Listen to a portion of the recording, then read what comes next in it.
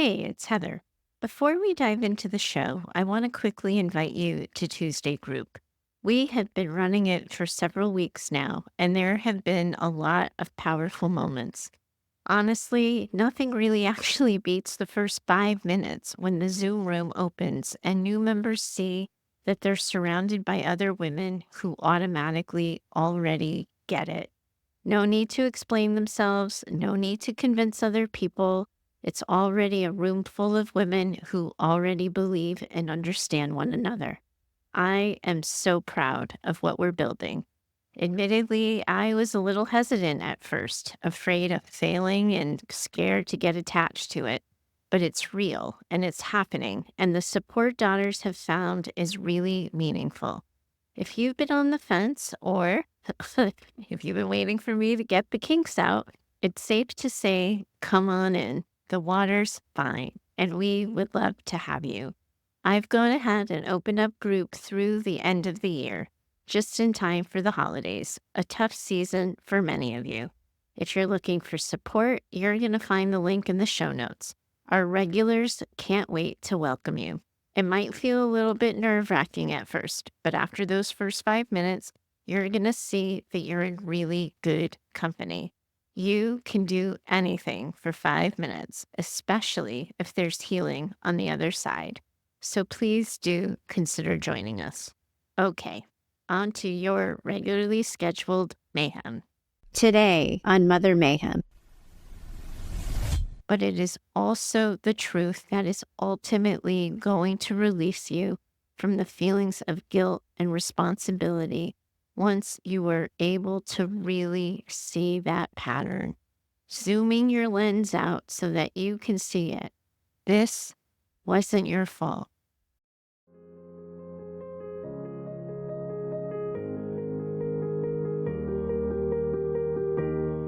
Has there been a time when your mom tried to pull you away from your father, siblings, or even your extended family? Did you ever feel caught in the middle, unsure of where your loyalty should be? Hi, it's Heather. Welcome back to Mother Mayhem, the Narcissistic Abuse Recovery Podcast for daughters. And today we are tackling something I know a lot of you have experienced at one point in time or another. Triangulation. Now, that is a psychobabbly clinical term, but you know it when you feel it, and you for sure know it when you're in it. Today, we're calling out your moms for triangulation. We're acknowledging that they manipulated communication between you, your siblings, your fathers, and other family members in order to keep herself front and center of everyone's universe. We know she would seek to control family dynamics, would create division and conflict, and then, of course, she would feign innocence and avoid responsibility. And what really sucks about this is that your moms were probably pretty freaking good at it. So many times she could outright lie, make up full stories, and no one ever really knew. Sometimes for years or even decades. And as a result, a lot of you have had tortured, conflicted family relationships with family members over things that don't even exist, things that have never happened, and things that were never said. It is awful. So many of you have been robbed of opportunities for more loving, connected relationships in your lives. And that, of course, is going to hurt. It is going to hurt a whole heck of a lot. This is a part of your trauma. And unfortunately, as much as I hate to say it, it becomes another thing on the list that requires grief work. Not to mention another thing that you have to find peace and acceptance with. And I really hate this for all of you. I really hate it. And I hope I can help you find your way through it if you too are managing this kind of loss and this kind of trauma in your life. Today, I introduce you to Lena. Now, Lena, there's a story here about why I chose this name for you. But first, I have to tell you that your actual name is actually one of my favorite names on the planet, so I was kind of sad not to be able to use it. So, in a future episode, if you hear your name being used, well, then you'll know. But in any case, Lena, I went to Google and I searched for flowers that thrive in toxic situations because that's what your story reminded me of. You are working to grow despite being raised in some pretty horrific waters.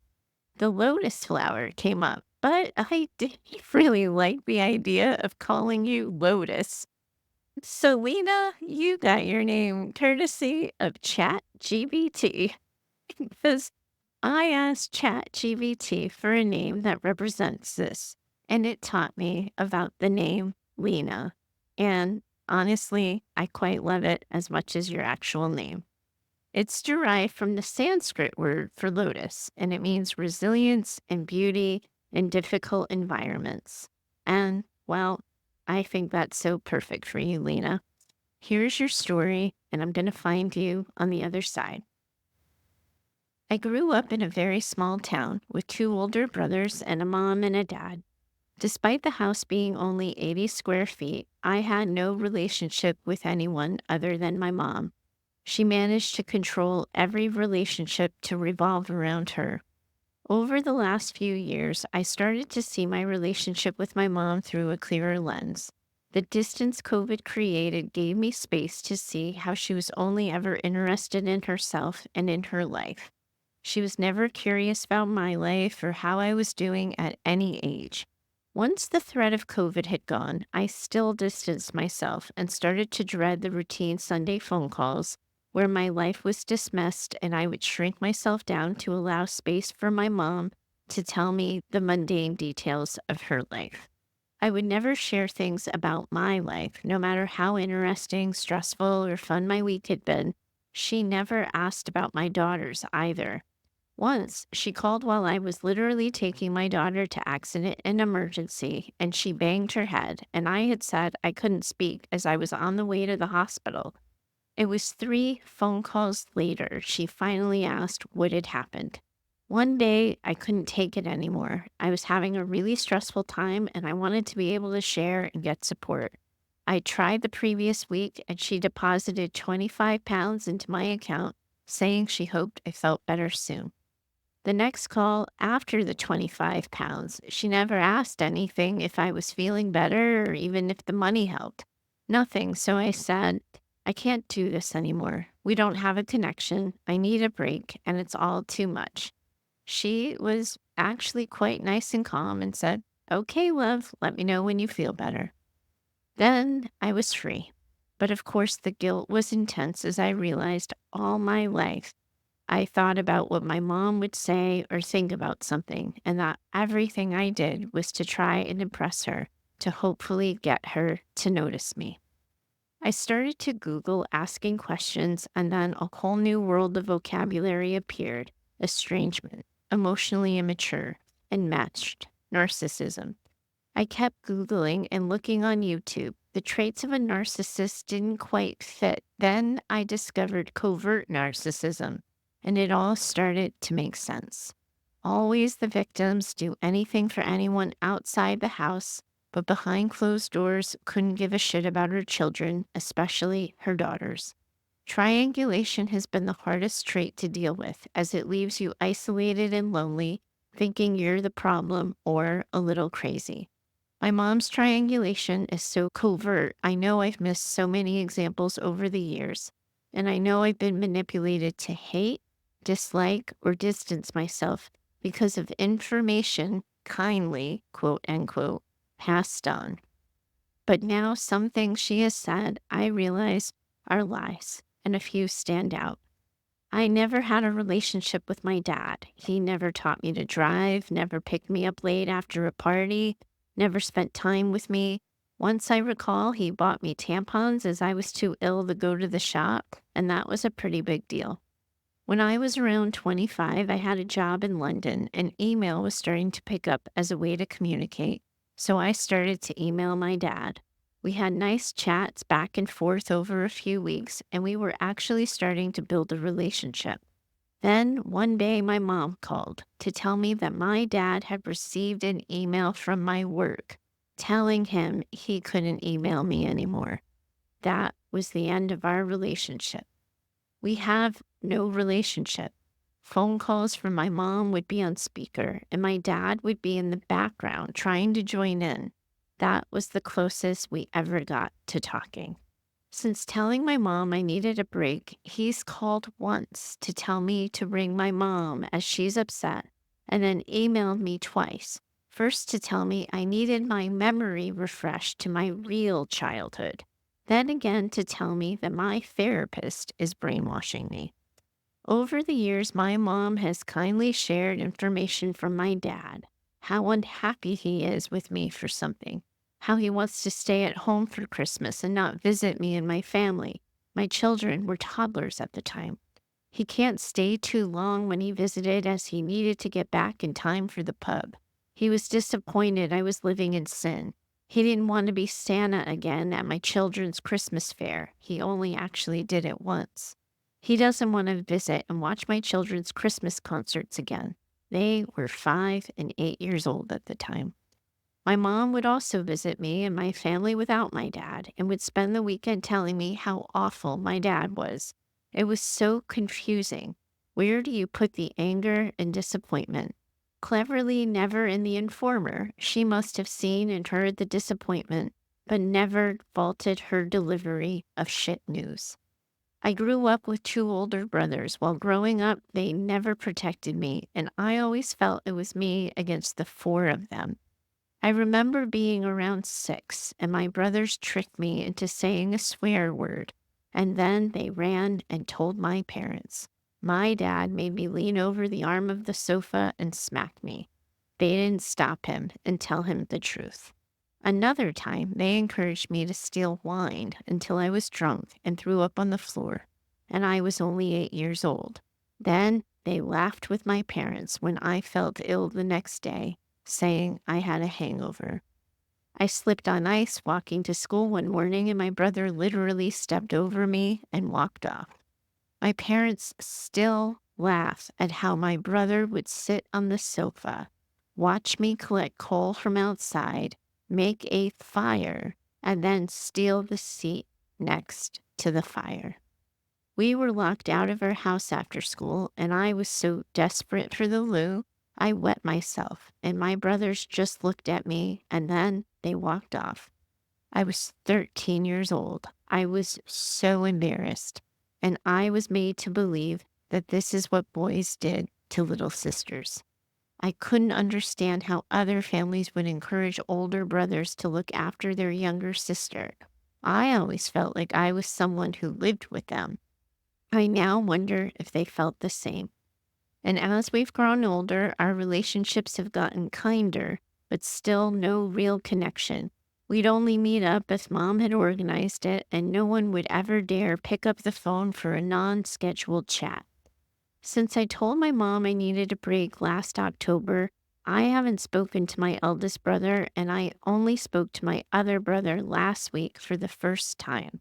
His daughter had a baby, so I had reached out via text to say we all missed him and his family and could we meet up. I received a text back telling me how disgusting I was for treating Mom like this, how appalled he was at what I had said, and that I should apologize. I asked him to call me. He did, and he spent the entire 55 minutes telling me I was a liar, that my therapist had brainwashed me, and that I should be grateful for my parents. He also shared snippets of information only my mom and dad would know that were so twisted and that I was at fault. I have no relationship with aunts, uncles, cousins, and I think this is down to years of sneaky snippets of information that leaves you not liking the person or feeling awkward around them because of something they've apparently said about you or you have found out they did. A few nuggets. After my mom saw me in my gym outfit, she said, "Your sister-in-law said you're very thin, but you have plenty of meat on your bones." My mom told me that my sister-in-law rang her to ask me not to sit my children next to her daughter at the dinner table, as she hated my children. God, God, Lena. My mom told me that my sister-in-law rang her to tell me I wasn't invited to my nephews at Christmas as her daughter didn't like my children. My mom knew how much this was upsetting me, and she would join in on how awful it was and it wasn't fair, and my dad would get wound up and stepped in, and then he'd say he'd have a word with my sister-in-law, and I have no idea if he ever actually did. My aunt and uncle popped in unexpectedly while I was visiting my mom, and my husband and I chatted to them, and it was a bit awkward as my mom was just so rude to them, so they left pretty quickly. Then she spent the rest of the evening bad-mouthing them. Lots of bad-mouthing of people. She has been so rude about my brother. Not the eldest, though. He can't do anything wrong. My sister-in-law in particular has a pretty bad rap. Once my mom shared her story of how my sister-in-law let her own daughter sit on her knee and play with her hair. My mom was disgusted and blamed it on my sister-in-law working and how it made her daughter very, very needy. The last time I saw my mom, all the family was there, and my nephew had brought his girlfriend, who my daughters thought was very cool, and they spent all afternoon chatting together. My mom just sat in the corner, not joining in, and I knew this was going to upset her. Not long after my mom called to tell me something had happened, she was very excited. My nephew needed something, and picking up something from his flat, which he shares with his girlfriend. As my mom and dad live close by, he asked them to help. My mom spent the entire call telling me in detail how disgusting the flat was. She didn't talk about anything else. I could sense she was trying to make me not like them, so I made excuses and got off the phone. When I spoke to my brother last week, I told him this story and he couldn't see the problem and said that the flat actually is disgusting. I said maybe ask my nephew how he feels about his grandmother ringing his aunt to share her disgust, and he said I was delusional. Something that feels important for me to say, not really sure why, but I'm learning to take up space, is that throughout the time I've distanced myself from my mom, I've tried to conduct myself with grace and a level of understanding that my mom or family haven't reached the same level of awareness that I have. I've never sworn or been offensive. My line has been that I want my mom to acknowledge, take accountability, and apologize. And if she can't, then we can't have a relationship, as I knew she would try to badmouth me, so I wanted to give her no reason to. But still, I've been accused of this. The messages you have sent to our mom and dad have been appalling, and I am pretty disgusted that you think it's acceptable to speak to your parents like you have. I can't win. The annoying thing is that I've distanced myself from my mom, but my dad is now included. I'm guessing due to my mom's triangulation. I've never actually said anything about him. I did ask him about the email from work and whether or not it was true, and this was his response. Maybe we can straighten out a few things if you feel the need. We have to talk and help you refresh your memory to the real Lena and her life. It's enough to drive anyone crazy. So please do share with the other daughters to help someone else see their truth. Ooh, oh my goodness, Lena. What a pile of awful you have lived through. It must feel like you've been living in and around an entire pile of lies for your whole life. And forgive me a little bit for giggling here because your letter, obviously gives away that you're in the UK. And it's actually made me realize how many American expressions I use because I was just about to use that Kool-Aid analogy that's come up over the past few episodes. How it must feel like everyone's drunk the Kool-Aid around around you that your mother serves. But I'm wondering now how many of my analogies get lost in translation. So even though if you guys can understand them for context, let's, for shits and giggles, let's see how I can do making a UK analogy for all of you. Because, after all, I am a fan of some UK TV shows. So how about this? Can we say perhaps that living in this must be like everyone's drunk the tea, or perhaps bought the snake oil? You're going to have to tell me how I did, but I'm thinking not that good. But Lena, in all seriousness and all honesty and all kidding and jokes aside, this is batshit crazy. Your mom feeds the lies and the manipulations, and everyone just buys in. And you were absolutely the scapegoat. Your mom bullied you, and your brothers got praise for doing the same because to your mom, that meant that they agreed with her and that put them in her favor. Your dad, well, it's awful. He just watched and he went along with all of it. And as you've likely heard me tell other daughters a time or two, Lena, that makes him complicit in your own abuse. And yes, Lena, I consider you to have had an abusive childhood. Even inside a tiny home, you were isolated and you were neglected. And I believe you, Lena. Mayhem believes you.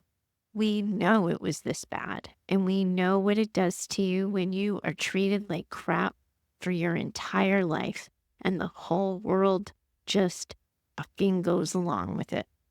The fact that you were able to have this moment of clarity, to see that your mom wasn't offering you any kind of real connection and just withdrew, well, Lena, that's actually pretty impressive. So many daughters listening know how that just isn't easy to do. And I am so impressed with you that you were able to see and own that you deserved better because, of course, you did. Your wise mind has definitely been on the scene, and it is clear to me that it has your back. I am impressed too, Lena, that you're able to still consider your brother with love and kindness, given how he treated you when you were young. Wanting to reach out and acknowledge his granddaughter when so much about your own children went unacknowledged is an act of compassion. And I am really sorry that it wasn't rewarded in the way that you deserved or the way you intended. He has now shown you who he is on a number of occasions, and we believe him. I hope this helps you have the grace you want while continuing to now keep him in his place. You already had this chat with your brother, and now you're grieving the end result while also still coming to terms with the whole story of your life. So many daughters listening in see themselves in different parts of your story. They've been ostracized from their siblings too. We have daughters whose fathers have enabled their mother. We have daughters whose mothers have ostracized them from their own children. We know too that narcissists are exceptional at separating all of you from your extended family members. What we're talking about here sounds like mind games, and it's exactly that.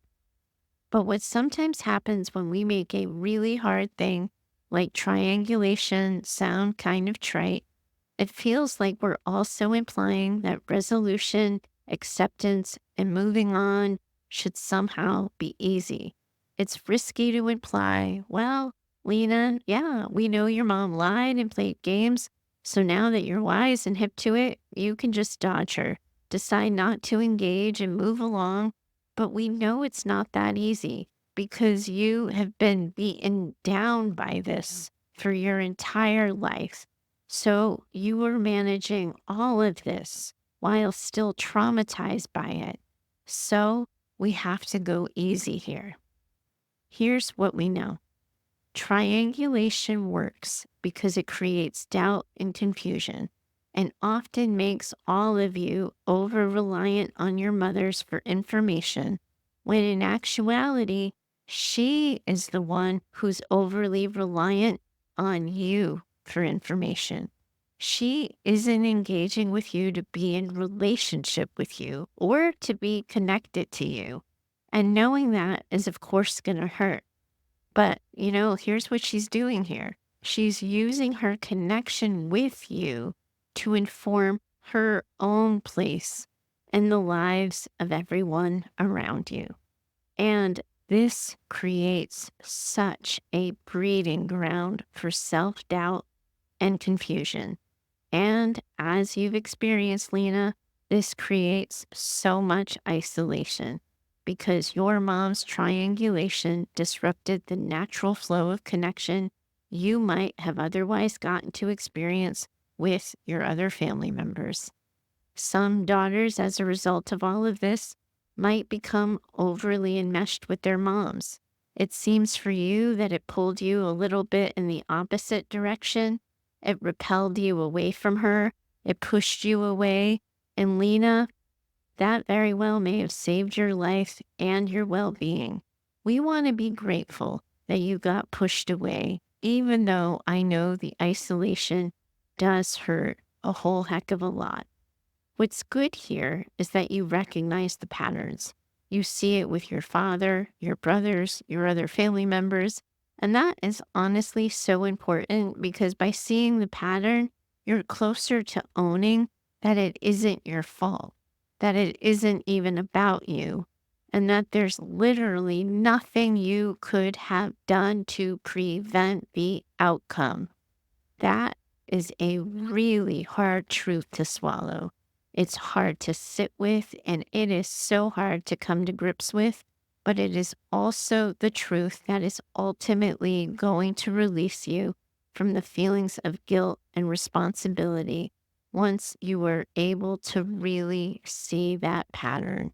Zooming your lens out so that you can see it. This wasn't your fault. And there was nothing you could do to prevent any of this from happening. Once all of this is laid bare and it feels clear to you, this is where more traditional therapy might start to direct you to try to reach out or establish relationships outside of your mother's influence. But as you learned with your brother, you really do have to use caution here. So here's how I want you to think about it. Your brother has already shown you who he is. We believe him, and I would urge you not to try again unless you see behavior from him that indicates he has somehow changed or shifted. Pay attention to the word I used, behavior, not his words, not his intent. We would want you to see a shift in his behavior before you did anything differently. And Lena, take a deep breath here. This is hard for me to say, but your dad, God damn it, he's also shown you who he is. We believe him too. He is towing the family party line. You have got to rewrite the story of your childhood in order to come back. Of course, we wish that wasn't true. I wish I saw an opening for you or some hope that he might actually disentangle himself from your mom so that he might better connect with you. But that isn't evident. And as a result, I'm going to encourage you to keep being self-protective and to keep staying away. But what might you or other daughters do if any of you did see an opening?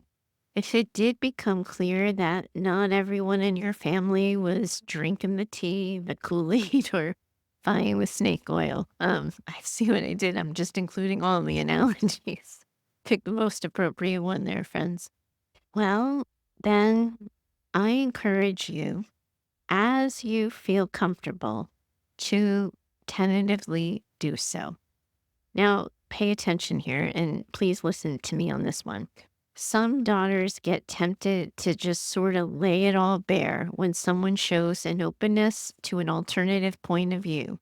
But I encourage all of you to really hold firm boundaries and use caution and protect yourselves in these situations. You don't want to play your hand to a potential abuser who's just going to go running to your mom and report back. So you might say something like, "Hi, Aunt Betty. I know we never have really been connected and you may or may not be aware, but I've withdrawn myself from my relationship with my mother. We haven't spoken in 6 months. And I know that knowing that might make you hesitant to connect any further with me. And if that's the case, I accept your decision. However, on the off chance that you might welcome connecting with me, separate of a relationship with my mom, I wanted you to know that I would welcome that opportunity. I really like an approach like this because, ladies, then you're not exposing yourselves too much. And if Aunt Betty runs back to your mom, she's not going to have that much to say. So save your vulnerability for when it's actually earned. And you know you're talking to someone who is actually committed to understanding you. This is a really hard and quite delicate task because I want to encourage all of you to protect yourself from more abuse and more disrespect. I don't want to see you guys taken advantage of any further than you already have been. And any outreach you do to anyone makes you pretty vulnerable. We know your mom's wrath. We know that her influence spreads and that it isn't where you have any control. There are going to be people who want to connect with you but won't because of fear of your mom. It's really heartbreaking for me to say this, but Lena, your dad's actually an example of this very thing. As soon as he had an opening with email, he took it. It wasn't your imagination, Lena, that he wanted a relationship with you. You hear as much in the background when he tries to find his way in on a speaker call. And honestly, Lena, it's inconceivable that he wants this, that he grabs at the slightest opportunity for connection but then is rendered completely incapable when trying to get it. He won't go against your mother for you. He won't show up for you. He won't fight for you. And I positively hate that. But also, now we know. We know his fragility and weakness, and we believe him. He's siding with her, and we need to let him. Trying to fight for more only actually opens you up for more abuse. And Lena, we know you're pretty much already separated from everyone who your mother's sort of triangulation has touched here. But that's not going to be true for all the daughters. So, this is where I want to remind all the daughters listening in that the only way to break triangulation patterns in your life that your mother is creating is with boundaries. Boundaries are really crucial and critical to breaking the cycle of triangulation. Daughters, you can begin by refusing to be drawn into your mom's manipulative tactics, especially when it involves other family members. You'll have to start refusing to take part in conversations that pit one person against another person, and you're going to have to start asking for clarification before taking action on or believing anything she ever says about you and other people or what they're saying or thinking about you. You might have to start to make a commitment with yourself to say something like, Mom, I don't want to be in the middle of your issues with Dad. I'm not comfortable talking about him like that, and I'd prefer if we didn't discuss him at all. And Lena and others listening, if your mom continues, you're going to need to promise yourself that you're going to follow up with, I am going to step away from this conversation if it continues. I have asked you to respect my boundary. A boundary that protects your relationship with your siblings might sound something like, I don't want to compare myself to my siblings or be a part of any competition between us. Let's not discuss their lives or mine in that kind of way. And again, as a reminder for all of you, a boundary is not about controlling the other person. We don't have that kind of control. It's ultimately about telling the other person what you are going to do if they continue that behavior. How will you follow up if she persists. And you might find yourselves having to say something like, I've made it clear that I won't be a part of this. If you keep bringing it up, I'm going to take a break from the conversation. The same is true, ladies, about communication regarding extended family members. You simply refuse to be split by your mothers. You're undoubtedly going to find yourselves having to say something like, I'm not interested in hearing gossip about other family members. I'm going to form my own opinions based on my personal experiences with them. And we know this. We know this thing about narcissists. She is going to test you. So when she presses back, you're going to have to say, I don't want to participate in conversations that involve bad mouthing other people. If it happens again, I'm going to leave or I'm going to end the call. Now, I could go on and on with examples all day because we know your moms might try to control the communication between you and your fathers. And we know she isn't above using guilt to control your connection with other people. We know your moms are not above stooping so low as to involve your own children and to try to triangulate them against you. We have daughters in this community that this is happening to right now. And what's awful is that we know their moms have succeeded with this. We have daughters whose own children don't talk to them because of the manipulation and lies of their mothers. It is cruel and it is painful. And all any of you have any control over is what you communicate and how you stand behind what you say. You can let the people you love know that you love them. You can offer an additional perspective other than your mom's, but sadly, it's only ever going to work if they allow it. And we know they don't always allow it, and that doesn't always work. The more consistent you are in holding firm to these boundaries, the less power your mom is going to have to manipulate your relationships with other family members. But, ladies, you've got to expect resistance. Narcissistic and controlling moms are often going to push back hard when their control is threatened. So, it's going to be really important that you stay calm and firm in your boundaries, no matter what her reaction is. And you're going to have to keep having your own back and taking care of yourselves. Setting and maintaining boundaries is emotionally draining, especially when it involves family. And you're going to have to take care of yourselves through this. And might I, for a quick second here, just super quick, just say that Tuesday group is actually a pretty great place for that. This is totally something you could bring to group, and I would invite all of you to do so. When it's you against your family, that is exhausting. You're going to need the support of friends. You're going to need to access the things that bring you comfort, joy, or some semblance of peace. You're going to need to make room for and accommodate the exhaustion that all of this kind of work and grief work is going to bring.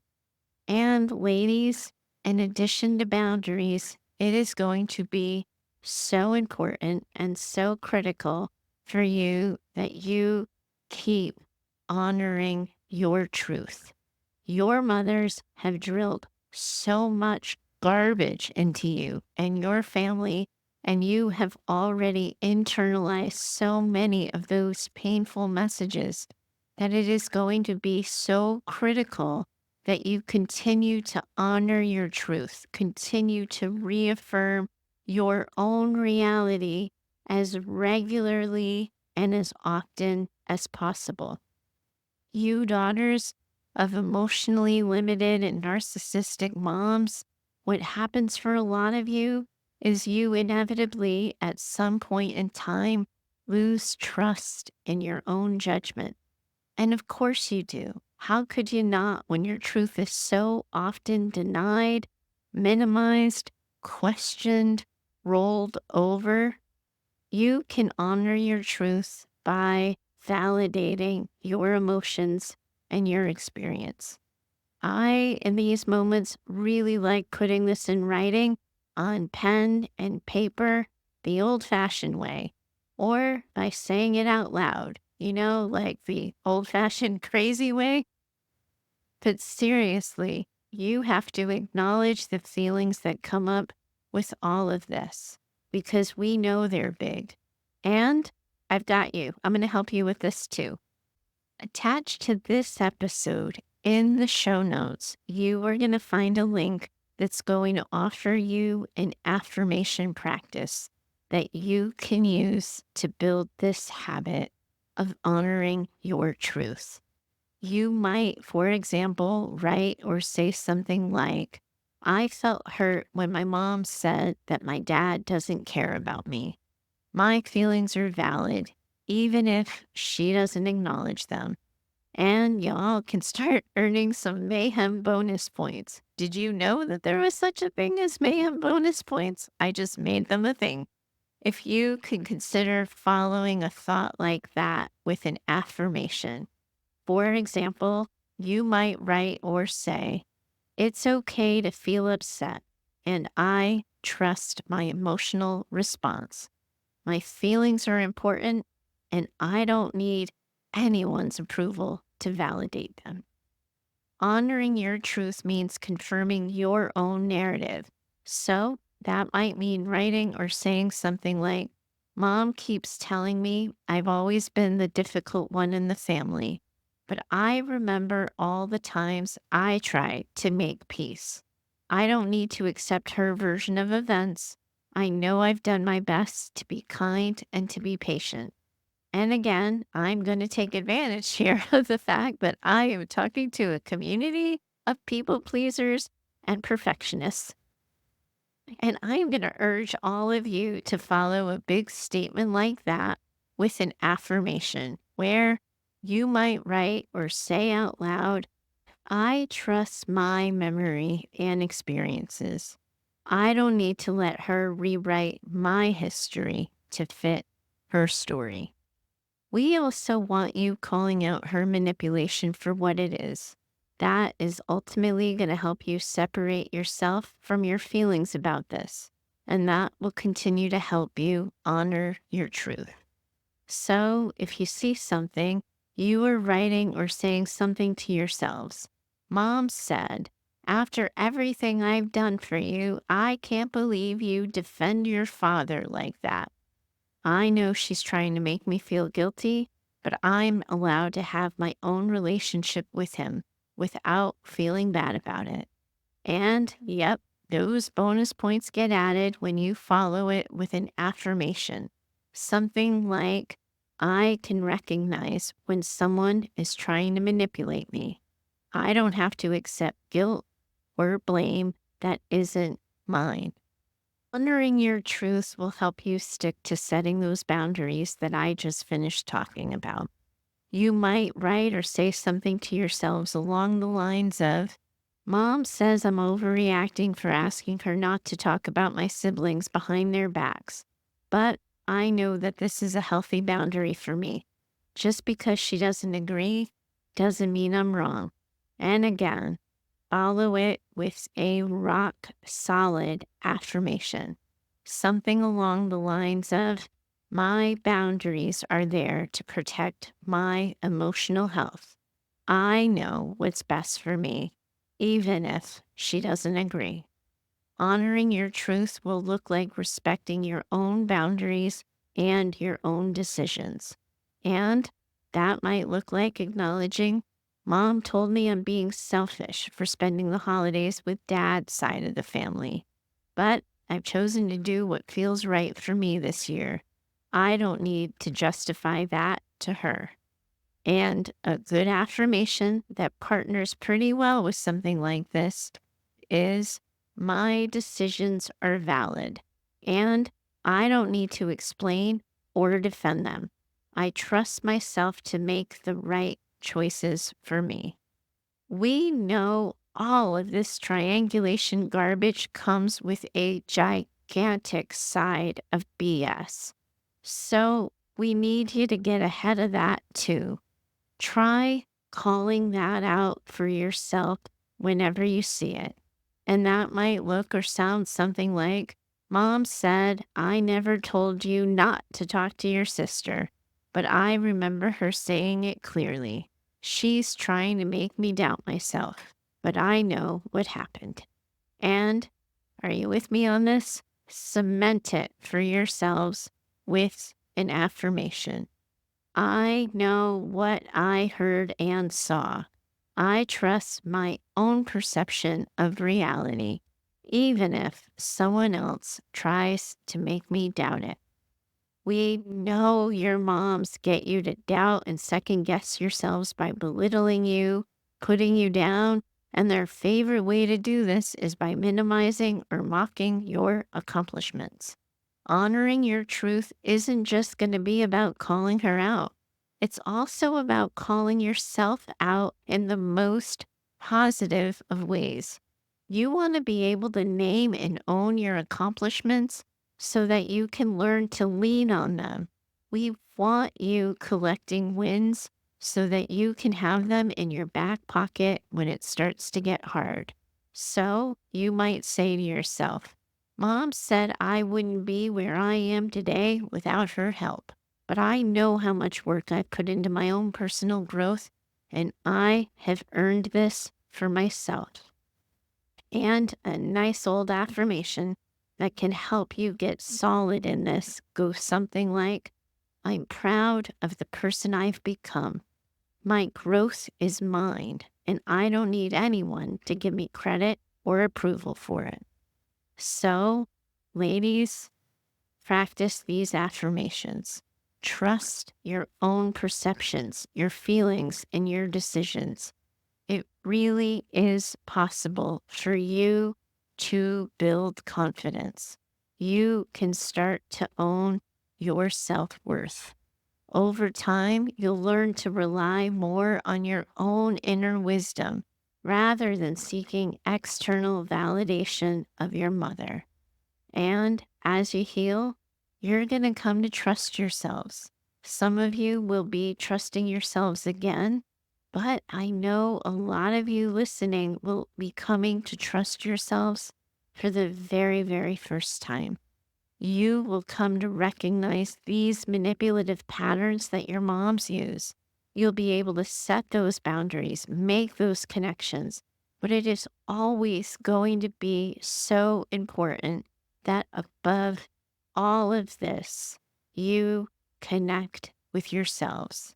That is the theme of this entire podcast that I hope you all hear over and over and over again until it becomes fully integrated with you. Healing from narcissistic abuse and childhood neglect is always ultimately going to come down to building a better relationship with yourselves. That is the heart, that is the center of everything we talk about. And I really hope you can hear that.